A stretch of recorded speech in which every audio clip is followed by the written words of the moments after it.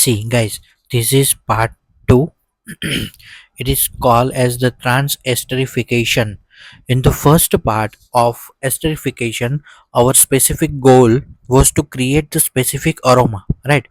तो part one में हमने देखा कि परफ्यूम ऑयल, फिक्सेटिव्स मतलब बूस्टर एंड प्रीमिक्स सॉल्यूशन, उसके साथ हमने एक फ्रेग्रेंस या फिर एक अत्तर क्रिएट किया, एक परफ्यूम क्रिएट किया पार्ट वन में। अभी ये जो ट्रांस एस्टरिफिकेशन है वो एज अ पार्ट टू हम उसको समझेंगे यहाँ पे। ठीक है, तो अभी इसका गोल क्या है कि एक फ्रेग्रेंस क्रिएशन तो हो गया, अभी उसको हमें स्टेबिलाइज करना है।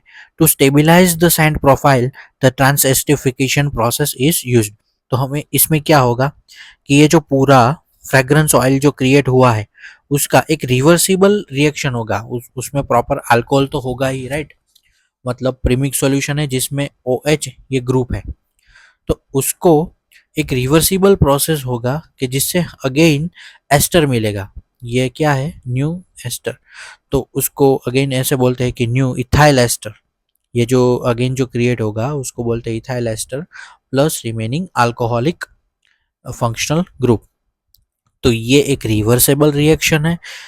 इसको एजिंग प्रोसेस भी बोलते हैं एंड उसको डाउनस्ट्रीम प्रोसेस भी बोलते हैं, राइट? तो जैसे पार्ट वन जैसे इम्पोर्टेंट था प्रोसेस में, वैसे ही ये पार्ट टू भी इम्पोर्टेंट है।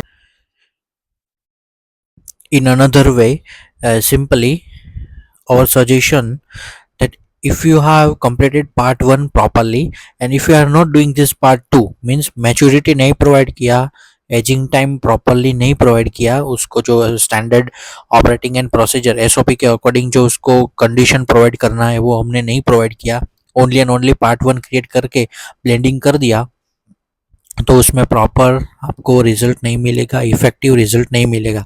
ये पार्ट टू भी इम्पोर्टेंट है जो ट्रांसएस्टरिफिकेशन है,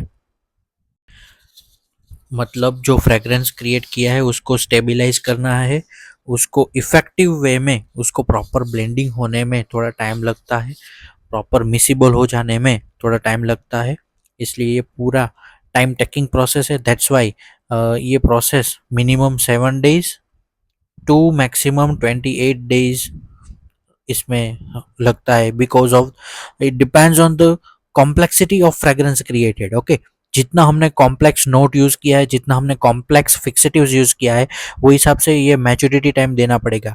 ज़्यादा कॉम्प्लेक्स है तो ज़्यादा टाइम प्रोवाइड करना पड़ेगा, लेस कॉम्प्लेक्स है तो कम विद इन सम डेज वे मैच्योर हो जाएगा।